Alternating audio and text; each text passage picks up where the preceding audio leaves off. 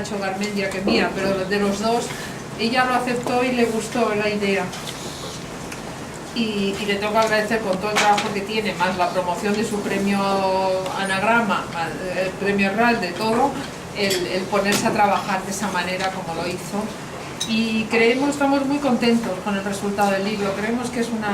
una visión de una etapa, de una época española vista desde el punto de la mujer muy interesante. Nuestra primera idea fue decirle a Marta: ¿tú te acuerdas del libro de Carmiña Martín Gaite, Usos amorosos de la posguerra? Pues hándolo, pero de la transición para acá. Y creíamos que era un tema que estaba ahí, que no se había tratado, y que Marta, por su experiencia, por otras de sus novelas, era una manera de... Lo iba a enfocar, por supuesto, como ella quería, pero que podía tener mucho interés, cómo había sido la transición, no solo política, sino también personal y sobre todo el de la mujer. Dejo a Nacho, su editor, que os dé unas pinceladas del libro, y tenéis a Marta Sanz para todo lo que le queráis preguntar. Y como siempre, gracias por estar y por tratarnos también a la Fundación Lara. Bueno, pues hola, bienvenido. Diré solamente un par de cosas también. Y bueno, la principal es que bueno, todos conocemos a Marta Sanz como narradora desde hace ya bastante tiempo, desde los primeros libros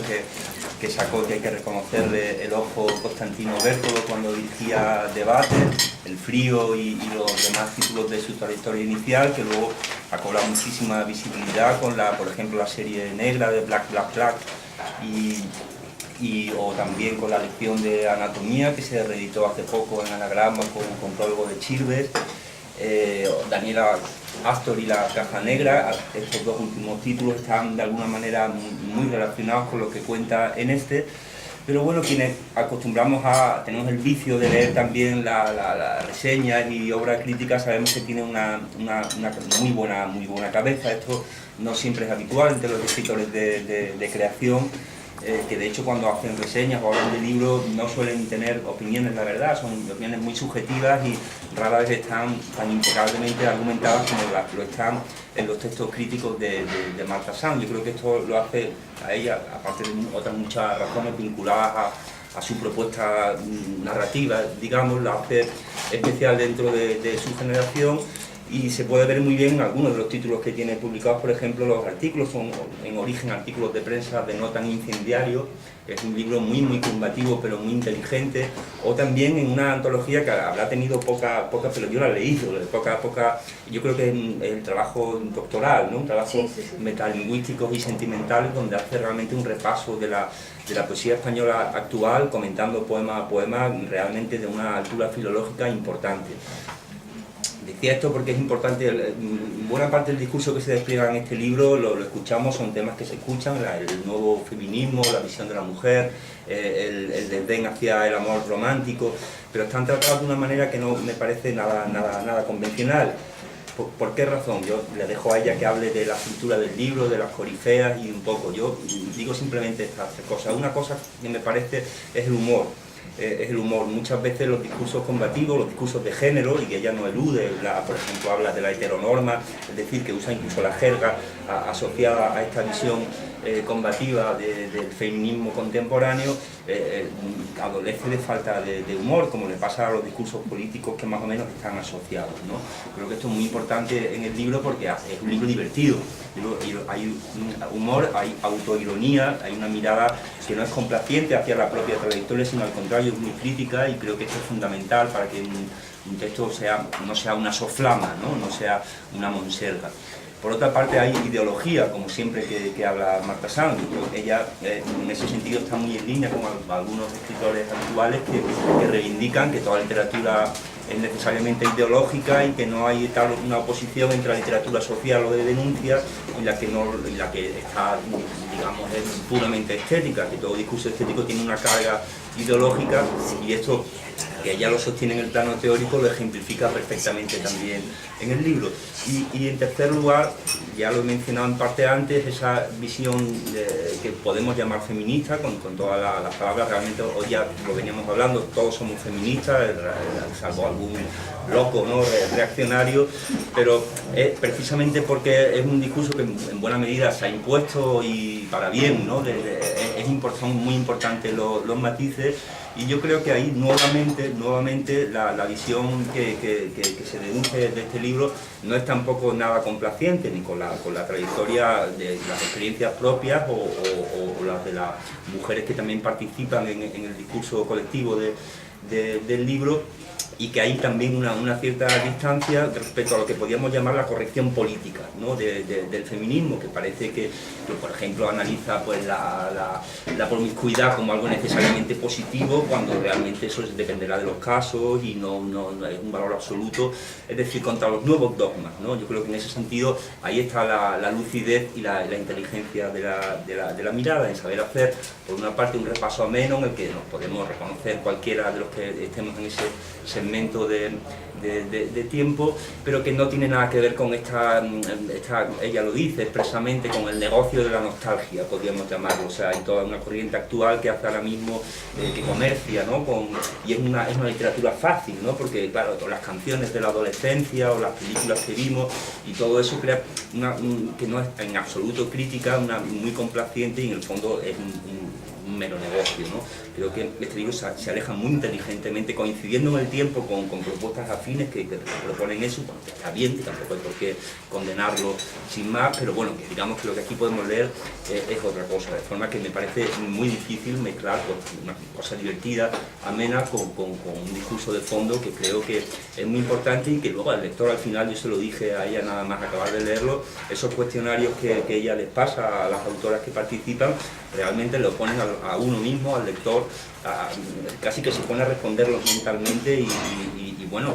te hace pensar, igual que le ha hecho pensar a ella, que reconoce que ha tenido que replantear sus propios prejuicios o sus propias ideas a la luz de las experiencias de sus coetáneas, pues igual le pasa al lector.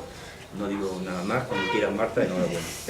Ni nada más ni nada menos. Bueno, yo muchas gracias a todos por haber venido. Estoy verdaderamente impresionada de que seáis tantos y tantas, o tantas y tantos, ya no sabe una muy bien. Esto habla muy bien del trabajo, por supuesto, de Carmen Ramírez. Yo simplemente quiero deciros que estoy y de Carmen Carballo, también está por aquí, está por aquí. Como estaba escondida detrás de esto, no la he visto. Pues deciros que estoy impresionada, que muchísimas gracias por haber venido aquí a nuestra convocatoria, y que también quiero expresar, por supuesto, mi gratitud hacia Ana Gavín y hacia Nacho Garmendia, con quienes he trabajado muy a gusto, y esto por dos razones. Porque Nacho Garmendia tiene, como yo, un poco una visión Rottenmeier del trabajo. O sea, creo que somos dos personas bastante cumplidoras, germánicas, bastante perfeccionistas, y entonces a mí me da gusto trabajar con gente que sea así. Yo lo tengo que reconocer, ha sido un gustazo colaborar con la edición con Nacho.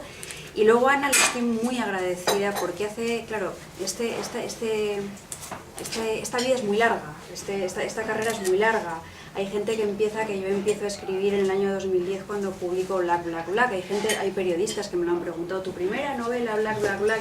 Entonces dices, no hombre, yo llevo desde el año 95, empecé con Constantino Berto, lo pasé por Debate, estuve en Destino, en RBA, luego llegué a Anagrama, ahora voy a hacer un libro con la Fundación Lara y tal.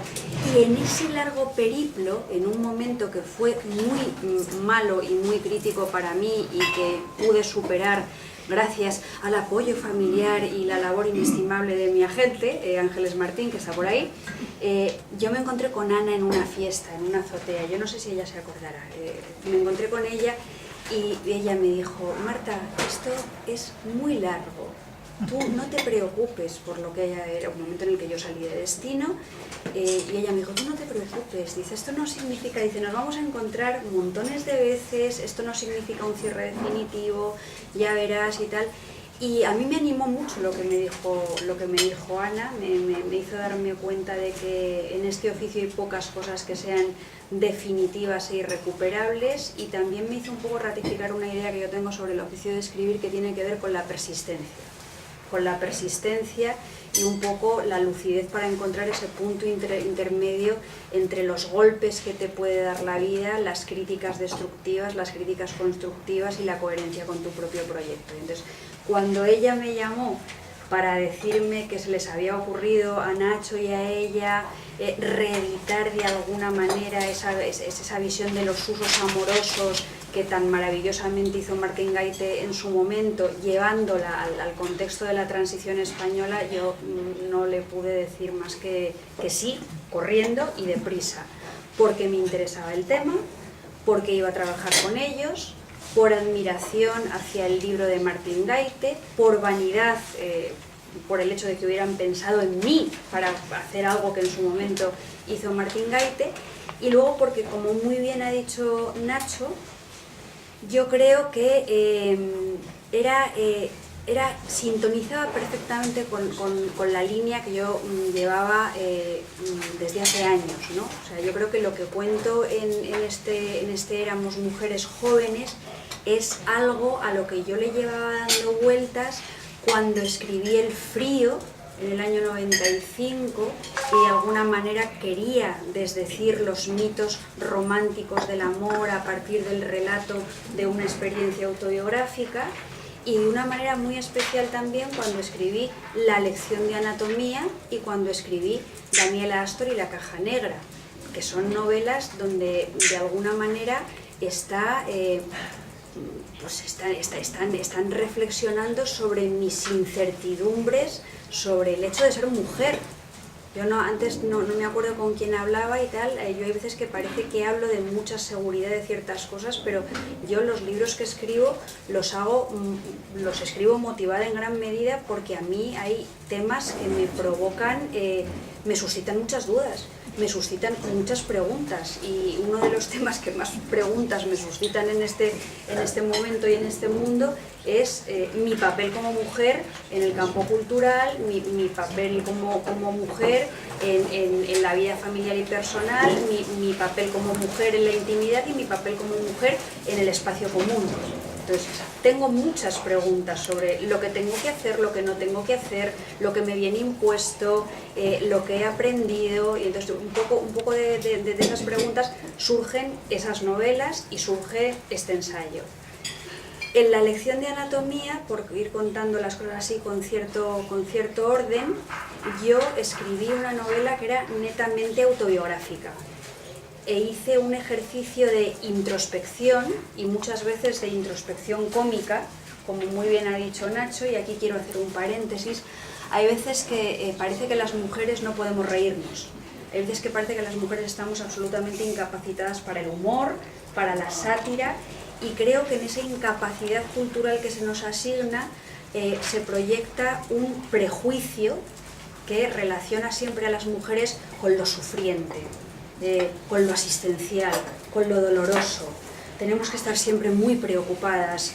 muy estresadas, muy tristes. Es como si no pudiéramos tener un espacio para la risa sana o maligna, ¿no? Entonces yo creo que de algún modo en la lección de anatomía y en libros posteriores yo he querido recuperar esa capacidad de las mujeres para reírnos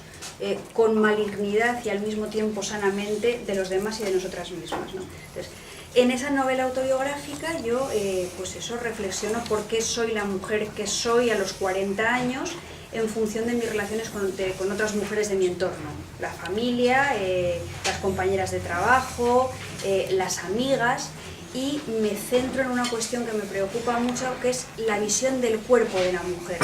la visión del desnudo femenino. Y al final de la lección de anatomía lo que hay es un autorretrato desnudo, donde el cuerpo termina siendo un poco el texto donde se quedan impresos los momentos fundamentales de la vida de una mujer. Es decir, intento hacer un autorretrato desnudo de un cuerpo femenino que no pasa por el mito precioso de la maternidad, ni pasa tampoco por el mito de la hipersexualización. Es una mujer, este es mi cuerpo, estos son mis lunares, estas son mis arrugas y esta es mi manera de encorvarme a causa de mi timidez o mis trabajos. En la siguiente novela, que es Daniel Astor y la caja negra, no es una novela autobiográfica, cuento una experiencia de una niña que tenía la misma edad que yo en el momento de la transición, que serían 11, 12, 13 años, pero en esa novela lo más importante no es cómo una mujer se construye en relación de sus experiencias con otras mujeres de su entorno,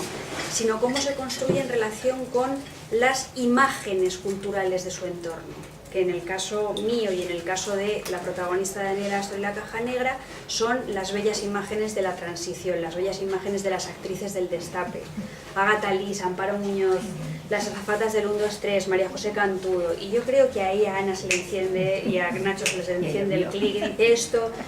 claro, porque en Daniela Astor y la caja negra hay ya recogida en un falso documental inserto en la novela esa memoria cultural de la visión de las mujeres en la transición española. De ahí, de esa experiencia de escritura, en la que yo creo que por una parte cuento cosas que creo que sé de antes, pero al mismo tiempo voy aprendiendo mientras escribo, pues de ahí llegamos a Éramos mujeres jóvenes, donde ante la propuesta de Ana yo decido que por una parte, dado que voy a escribir un ensayo, voy a hacer caso al padre de los ensayos, que es Montaigne, y lo que voy a intentar hacer es un ejercicio de introspección, autocrítica, sin el cual es imposible intentar crear un fresco de época. Montaigne decía que para escribir un ensayo, que os recuerdo que es un género subjetivo, hay veces que la gente se confunde y dice, va solamente por la parte académica o cientifista del ensayo, ¿no? El ensayo es un género subjetivo que pasa por la introspección, por mirarte las tripas, por reflexionar sobre tu intimidad y hacerlo de una manera autocrítica, muchas veces que puede ser dolorosa o divertida, pero, o las dos cosas al mismo tiempo. Entonces, decido que en Éramos mujeres jóvenes va a haber esa parte, donde yo voy a utilizar capítulos que de algún modo quedaron pendientes en la escritura de la lección de anatomía, pero que por otra parte, para ser más honesta y para responder más a las expectativas, a la mirada de otro tipo de lectoras y de otro tipo de lectores, pues voy a abrir mi gran angular, mi zoom o como se llame, porque no sé nada de instrumentos ópticos, pero vamos, voy a utilizar una lente de aumento, o sea más panorámica,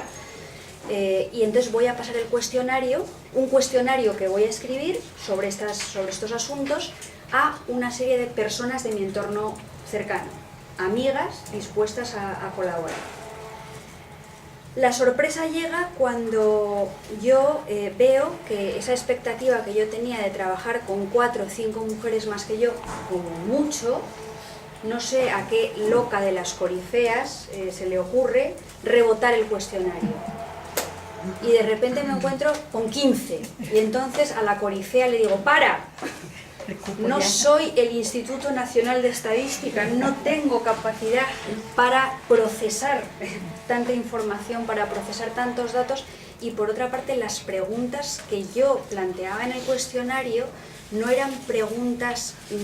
que se pudieran analizar cuantitativamente, sino que tenían una especie de tono más cualitativo, más de compartir el relato. Entonces no quería que la muestra se me disparara porque yo no tenía capacidad para eso.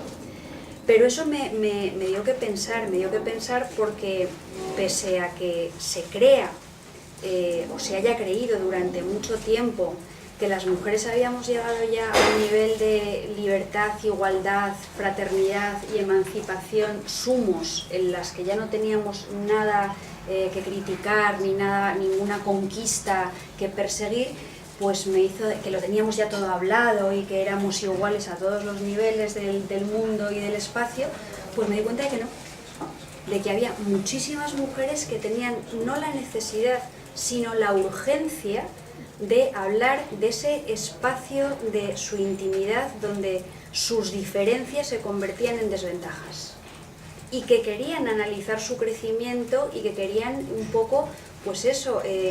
pensar en una clave en la que eso, su lucidez sobre su experiencia personal pudiera aportarlas en un primer momento quizá cierto dolor y después felicidad, ¿no? En el transcurso de leer los cuestionarios de las informantes, de ver sus relatos, yo os querría comentar varias cosas, ¿no? Primero, algo que yo no tenía previsto en absoluto, que es la calidad literaria de los relatos de las mujeres que participan. Yo me imaginé ingenuamente que la escritora era yo, y la que tenía una capacidad hiperestésica maravillosa y un dominio de las trimembraciones gradativas ascendentes era yo. Claro, yo era la que me dedicaba al oficio de escribir y la que tenía esa sensibilidad interior especial y esa vida interior que caracteriza a los que nos dedicamos al oficio de escribir era yo. Bueno, pues eso es verdad, pero además de que eso sea verdad, pues me encontré con relatos maravillosos de mujeres inesperadas que eran capaces de seleccionar momentos de su vida con un ojo muy, muy literario y además de transmitirlos de una manera muy visual y muy emocionante para los lectores. Por ejemplo, os encontraréis en Éramos Mujeres Jóvenes con una escena donde una de las corifeas, que se llama Alicia, cuenta cómo un chico le chupa un pie, o sea, se enrolla con un chico, y cómo le chupa el pie, los deditos de los pies, con una minuciosidad que ella interpretó como el amor sumo, el hecho de que un hombre te chupara con esa delicadeza los dedos de los pies. Y lo cuenta de una manera que yo me quedé con la boca abierta y me produjo envidia incluso por la enunciación literaria. Entonces, eso os lo quería comentar porque verdaderamente hay relatos de las informantes que por una parte tienen una calidad literaria excepcional y relatos de las informantes que son muy sorprendentes en el proceso de desdecir los tópicos y las frases hechas sobre lo que nosotros consideramos que es la sexualidad de las mujeres en los tiempos en los que vivimos. Otro aspecto fundamental, yo creo, de este libro, y es lo que os voy a decir ya, porque si no ya no sé cómo voy a responder a vuestras preguntas, porque ya os he contado todo lo que sé y ya me voy a quedar fatal, voy a quedar como una lerda absoluta. Otra de las cosas fundamentales es que, claro, a mí no me interesaba hablar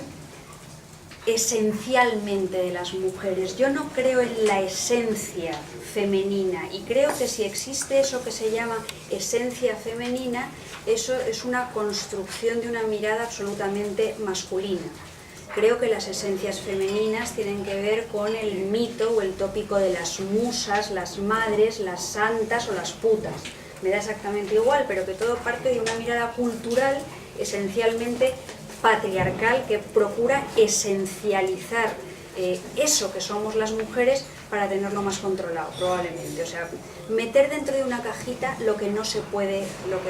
entender o lo que de alguna manera da miedo. Entonces, en este libro yo no quería hablar de la mujer, sino que quería hablar de las mujeres. Y quería ver cómo en esa pluralidad de mujeres existe por una parte un componente de tipo biológico, un componente de tipo sexual que nos hace diferentes, e insisto, esa diferencia nunca se tiene que convertir en una desventaja, pero por otra parte, además de ese componente de tipo biológico y sexual diferenciador, pues también hay un componente de tipo histórico, social, político, cultural, que hace que seamos en cierta medida iguales y en cierta medida muy diferentes a nuestras madres.